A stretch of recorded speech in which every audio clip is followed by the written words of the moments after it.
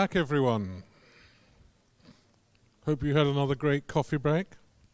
Next up, we've got Sander. A little bit of rock and roll coming up. Will it be the stairway to Anycast or the highway to Anycast? Or is it to hell? Depending on your point of view, Sander. Thank you, Fergus. So yes, for those of you who were already here yesterday, this is part 1 of the presentation. Yesterday was part 2. So just to keep it easy, confusing, so in this talk I will this will just be a very relaxed talk, just about what crazy ideas we had and what we did with them.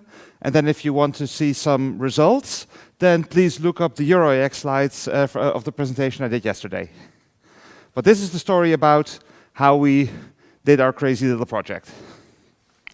So, like I said, it's just a very relaxed talk, a little road trip. So, we started. Six Connect is a company that both Jan and I work for. We do... go away, cursor. We do IPAM software, DNS, DHCP management, stuff like that. And we were like, we're a global company, but we don't have a global Anycast network. We should do better. So we did this. And of course, it started from a technical point of view, but then the commercial people were like, oh, we might actually have some customers who would be interested in that. So we got the green light and off we went. So, very naive in the beginning. How do you do it? Well, you know, build a prototype, set up some measurements, do a little bit of fine-tuning, check with measurements if the fine-tuning did what you thought it did, and then you're done, right? It can't be that hard. So we started building the prototype. So, of course, first question is, okay, there's so much DNS software out there. There's Bind, there's the Not.DNS, NSD, Power DNS. Like, this is an authoritative DNS setup. So we were like, okay, which one shall we use? Like, which one is better? So we just decided all of them. So we built every Anycast node we have has Bind on it, Not on it, NSD on it, and Power DNS on it. And we just installed them all side by side, and we put DNSDist in front. So DNSDist is like a DNS load balancer. So we weren't even load balancing across machines. We were just load balancing across multiple implementations on the same machine, all serving the same zones. We're using Bird2 for the BGP routing, Ansible for automation and rollout, and of course Jan George, for those of you who know him, there had to be some bash scripting involved as well. So this is our starting point. So how do we design our node?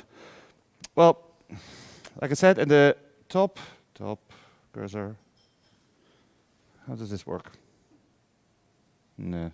Anyway, at the top is DNSDist. DNSDist answers on port 53, TCP and UDP. And behind that are the 4 implementations, and they're listing on port 5301, 5302, etc. We have Six Connect to provision our own software for the provisioning. It actually SSHs into the box, uploads the config files and the zone file. We sync that with a little script to all of the backends. Like I said, Ansible is used to deploy the node. And we wrote a little script which we call DNS Damocles. Like, you know, the sword of Damocles is hanging over your head and will fall down if things go wrong. Well, in this case, it constantly checks our DNS service. And if the DNS service doesn't work, then it kills Bird, the BGP sessions go down, and the box disappears off the internet. So that's how we built it. Now, we have already 3 data centers around the world. We have one in Fremont in the US, which is near the Bay Area, San Francisco. We have one in Ljubljana, Slovenia, and one in Apeldoorn, which is my hometown in the Netherlands. Now, of course, for Anycast deployment, this is not really good distribution, but as a start, it would do for a little prototype. And then we started thinking, okay, so how will we do it? Like a normal Anycast cloud has one v4 prefix, one v6 prefix. and that's just announced from multiple places in the world.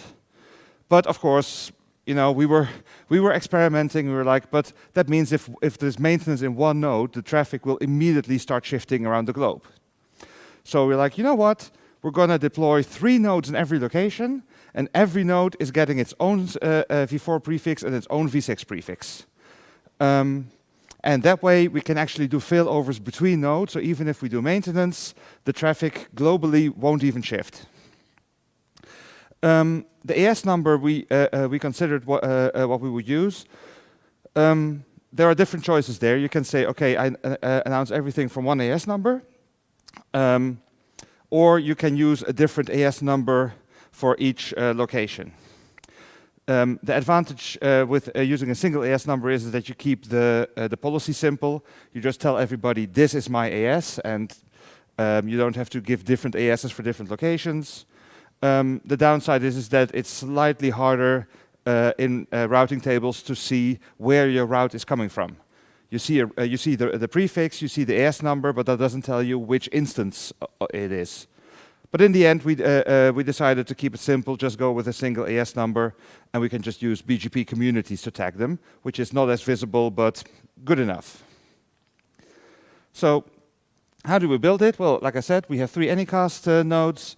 The first node has the green addresses as its primary. The second node has the blue addresses as primary, and the third node has the purple addresses as primary. And then every node also is the secondary for one of the other node's primary addresses. So if node 1 fails, then the green one route would go away. So then the third node will pick up the green route. So the outside world doesn't even notice that something has shifted. So that way we can keep the routing very stable. In our own data centers, we have our own routers, so we're using iBGP. In the places where we don't have our own routers, we're using eBGP. And of course, in iBGP, you can easily use local pref to divide the traffic between the primary and secondary. With eBGP, we used AS path prepending to get the same effect. So that might have a slight effect on the routing, but not as much as not having a local backup at all. And then, of course, you realize you really need measurements because some traffic was getting lost, some things didn't work at all, sometimes everything seemed really slow, and we had no idea why. We were very naive, we just deployed everything, and we were like, okay, how do we debug this? So we used route views, we used RIPE Atlas, but it was still very hard to figure out what exactly was going on and why some traffic, I think it was Croatia or Serbia, that just could not reach any of our Anycast addresses. And we had no idea why. Now, while we were thinking about this, we were like, well, since we're doing this anyway, let's set up some more nodes. So we went with Vulture, and Vulture you can just rent a VM. I think ours cost like 25 euros a month. And you're allowed to do your own BGP with your own AS number and your own prefixes. So that way we could easily deploy BGP nodes across the world. So we set one up in Tokyo. Later we also set one up in Singapore. That was the second one.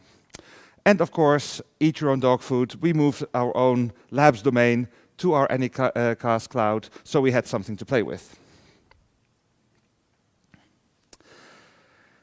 So, like I said, we're using our own software for controlling the DNS. It's all pushed out. We did some basic monitoring with LibreNMS to keep a track of the number of queries coming in and the state of the routing and all this kind of stuff. We don't measure each individual backend yet. We measure port 53, so we're measuring DNS dist, and we configure DNS dist that the server that was handling the least number of queries would get the next query. So the servers that were responding a bit slower would have the query standing open for longer, so other queries would go to the other server, so that way the traffic was automatically distributed, that the faster backends got the most queries. But very little monitoring on that yet. And while we still hadn't figured out how to properly monitor it, we started thinking about, so what else could we do with this? We're running DNS, which is mostly UDP with some short-lived TCP sessions. But are there other things we can host? Can we host our web platform in this way? Can we replicate a database across the world in this way? We tested with email delivery, because those sessions are also relatively short-lived. So all of this we were experimenting with in the background while we were still figuring out how to debug this thing. As I said, this was just a lab experiment. We were just playing with this.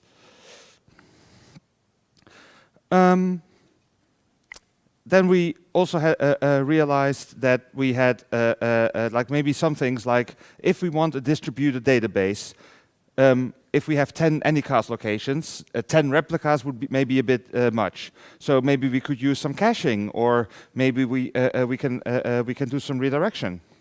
And we actually played with AJ Proxy and Nginx as forwarders.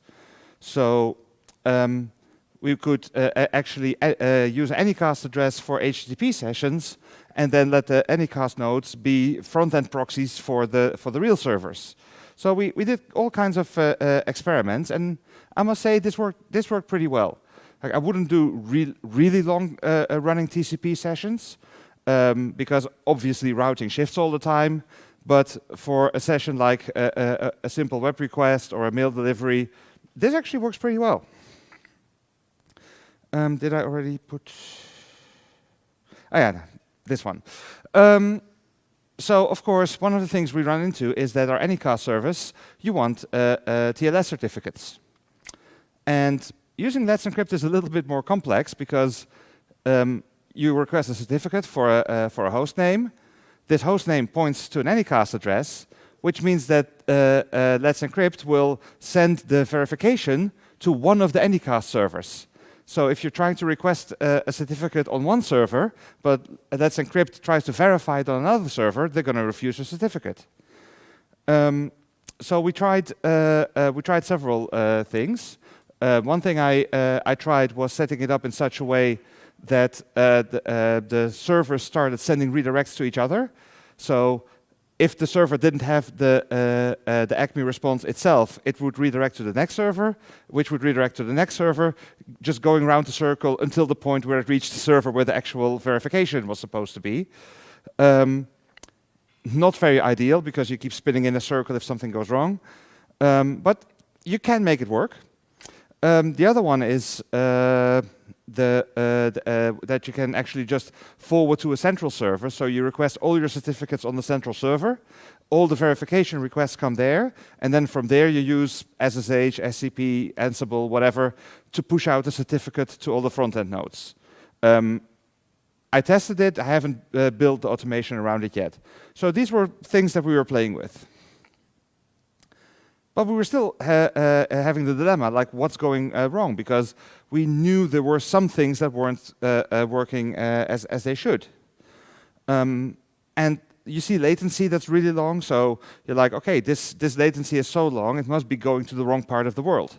We saw some requests in Asia, and guessing on the latency, we had the rough feeling that they were going to the US. Or maybe traffic from Europe going to Asia. So are we actually forcing our users to make large detours because they're ending up at the wrong site? And then we did something that was really helpful. Jan and I went for a drink with Remco van Mook. He's well known in the RIPE community. He's now one of the board members of RIPE NCC. And we had a little chat, and it turned out that Remco was actually developing a measurement platform. So we had some nice whiskey, and Remco allowed us to use this as a test case.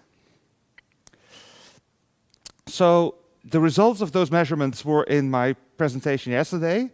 But basically, what this monitoring system does is, in every location where we have DNS servers, we also run a monitoring node, and the test system sends probes to all the different Anycast addresses.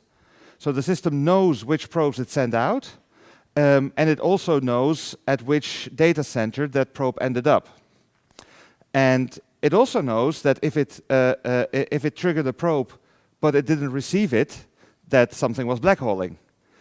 And that way we actually got quite a good view of where things were going wrong, and discovered that the reason that Serbia was just dropping all the traffic in a black hole was because we mistyped a firewall filter.